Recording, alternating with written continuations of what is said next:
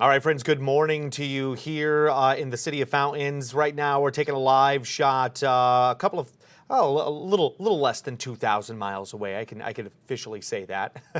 We're in Florida right now. Hurricane Idalia making landfall about an hour ago, tracking it as it makes itself onto shore. What visual you're seeing right now is actually Steinhatchee, Florida, which is just about 20 miles south of where the eye actually made landfall earlier this morning. We're kind of zooming in with the camera here to show you the dock and the damage that has ensued from the Gulf of Mexico being forced onto shore from Hurricane Idalia. And you could see the waves crashing on that kind of dock walkway. And obviously the ocean itself, the Gulf, has pushed right onto shore where we're talking feet upon feet upon feet of storm surge. The literal Gulf of Mexico moving onshore and into these small towns such as Steinhatchee, Cedar Key, getting up towards Decky Beach, and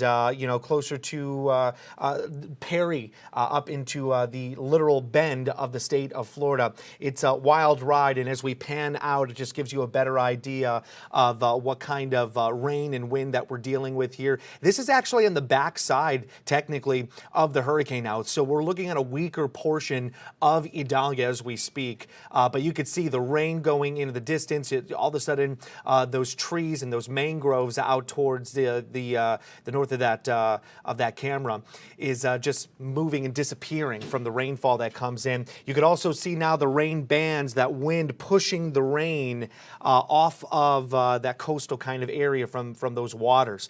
It's just a wild ride that they've been dealing with. Good morning to you. This is kind of sort of a special stream that we're doing to talk about Idalia, get into more of the characteristics of Hurricane Idalia and where we can expect this storm system to progress as we move through the next several days. This is going to be a longevity situation for this one particular hurricane. It may be decreasing in intensity as we move forward in time, but looking to revert back into strengthening up and potentially coming another powerful hurricane again, moving into the Atlantic. We have got our eyes everywhere, one of them being damage up around Perry, Florida. We're doing a drive-through of this particular location. This is basically where some of the most impactful winds have struck during the early morning time frame, and you can see the visual of that particular gas station there that looks to be, what is that, an Arco, I think, gas station. In the city or the town of Perry, and you can see how the roof has been just torn away from the roof of the tops of that gas station area, and it's been like this all over the Big Bend. The big significant situation so far that we have been reporting has actually been the storm surge. It has been rough. We're talking anywhere from 4 feet to over 9 feet of storm surge, and it continued to climb, especially off around the Cedar Key area. That is literally like an island that's just off the coast of the actual Big Bend of Florida near Steinhatchee. And that particular key had so much water that I believe it rose up to about 10 to 15 feet.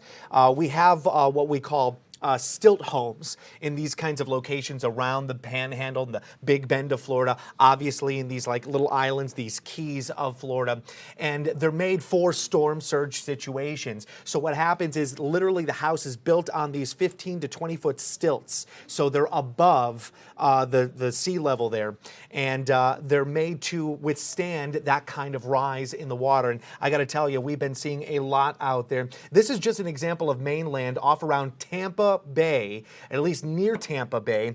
This could be closer to around the Clearwater or St. Pete Beach area. And as you can see, there it is, right there on the beaches, the Gulf of Mexico moving onto shore, washing away those beaches and going into those kind of suburbs, those small neighborhoods right there, right along the coast.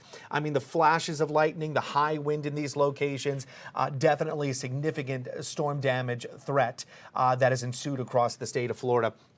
I want to bring you into the graphic for a quick moment, and then we'll get more visuals as we move forward here in time. But let's try to give you the stats on what's going on with this hurricane. Now, we just got an update, literally just got an update here, friends. So I'm going to get into this and kind of push forward and show you Idalia as we speak. It is now a Category 2 hurricane, and that is a sustained winds of about 110 miles per hour. It's still tracking to the northeast at 18 miles per hour. That is a fast moving tropical system all the way around. Your average kind of speed for a hurricane is usually between about 12 to 14 miles per hour. Once you get past that, that's what we call a fast moving, obviously tropical storm system here. The pressure at 957 millibars, that's impressive too. The lower that number gets, the more devastating the hurricane can be. And that's a very healthy hurricane there as a Category 2.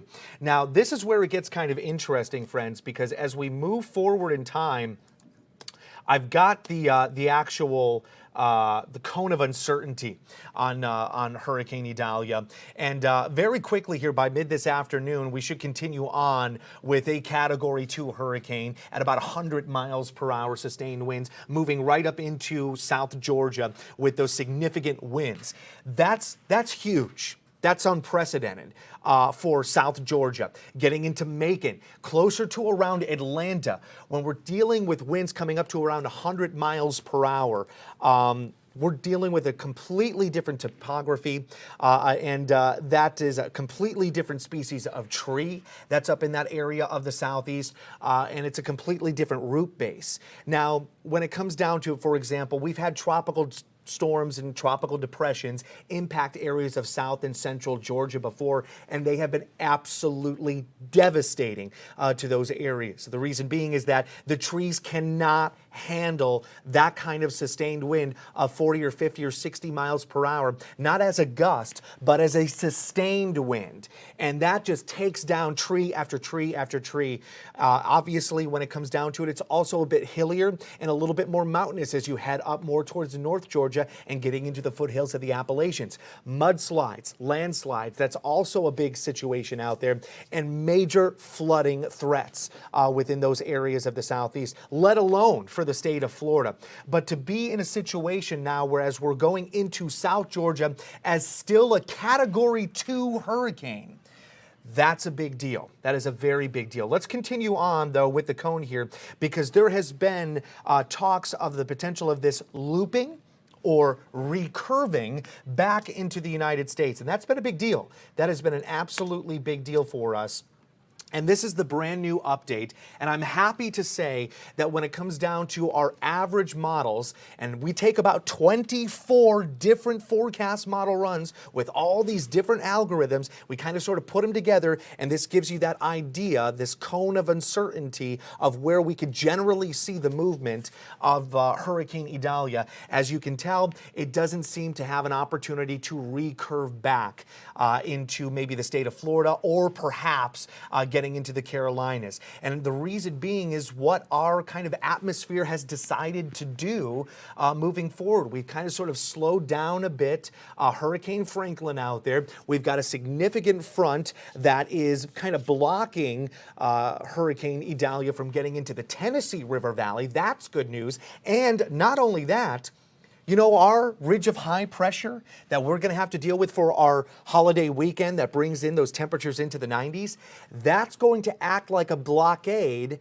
allowing Idalia to continue to move out into the Atlantic and potentially remain away from the United States with the newest data run in the forecast models. So that's a really good sign for us, and that's been a big, massive concern for people who live or have friends and family in the state of Florida and the Carolinas, because the last thing you want is a 1-2 punch with a hurricane. One, you already get hit with devastating conditions, then getting into it, into warmer waters, redeveloping, strengthening it again, and potentially getting hit with yet another Category 3 or Category 4 hurricane, literally days after you just got hit the first time, can be absolutely massive destruction. All right. Now, there has been massive destruction here. There's been massive flooding damage. I want to show you some more video coming into social media. This is coming from a good friend of mine, actually, whom I used to work with at the Weather Channel, Jim Cantori. He's actually out there right now around Cedar Key, and you can see some of those stilted homes. Do you see those condos for a quick second there? You can see how the actual house does not start at the bottom, you know, at the pavement. It's actually about 9 or 10 feet up off of the ground there. And that's what we call stilted homes, because in these areas, when we get into tropical systems, you get this massive storm surge. And this is the legitimate pull of the Gulf of Mexico coming onto shore, being forced onto shore by Hurricane Idalia. Obviously, this was taken a little bit earlier in the morning, but you can see some of those homes right there, almost up to the porches. And there are those stilted homes right there, friends. You can see them out in the distance there. Easily, we're talking around 5 to 7 feet of storm surge just in this particular location. That's wild stuff. Wild stuff coming in, and that's around the Cedar Key area. I mean, look at this establishment right here. I mean, you're almost to the roof. You've got about 2 or 3 feet right there before you're actually hitting the roof of that particular building.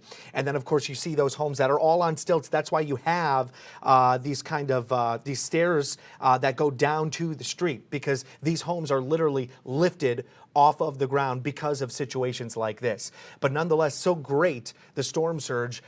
These areas are getting still flooded, conditions and damage to these homes. I want to get back into this and show you yet again the track of the hurricane, and let's get into the radar. I think that's going to be a good idea. So we're going to pull into the radar now and show you what's going on there. Forecast model run. Obviously here to Kansas City, very, very quiet, and then not so much as we move on in to the southeast and the state of Florida.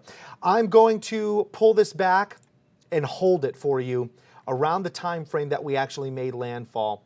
And this is where it gets really fascinating, because I want to talk about here. All right. So do you see how we've got ourselves kind of an open window there from the hurricane? Actually, I'm going to pull this back a 4th hour. I think it tells the story much better. Yeah, much better does it tell the story. So you can see how we've got that open window and then kind of that quick concentration of those bright reds and oranges and yellows there. That, my friends, that's the eye. That's the center of Idalia, right? And as we moved closer and closer to shore, let's pull this into motion for you. As we moved closer and closer into shore, we all of a sudden thought, right here, we're getting to the point of landfall. Now, at this point, we were looking at Steinhatchee, Florida, which was about 18 to 20 miles south of the actual situation. And looks like I've got a couple more minutes that we can talk about this before I'm actually going to take off from you in just a quick second. But I wanted to show you this because we had what was called eye wall replacement occur. We actually had the original eye start to destroy itself, and a new eye began to form. And that new eye is right there, all of a sudden forming just off the coast and about 20 miles north. So we thought we were going to hit landfall about 20 minutes earlier. We had an eye wall replacement and a new eye formed, and it was 20 miles north and still offshore. So once we got to almost 6:30 in the morning, we got, friends, obviously landfall. All right, well, I'm going to leave you checking out a couple of things here. I don't know if Janae is coming on, or we're going to do some more updates a little bit later on, but I wanted to show you one more look over at Steinhatchee as we continue to see those storm surge waters coming in from the Gulf of Mexico. We'll have more details on this and, of course, more news and weather locally.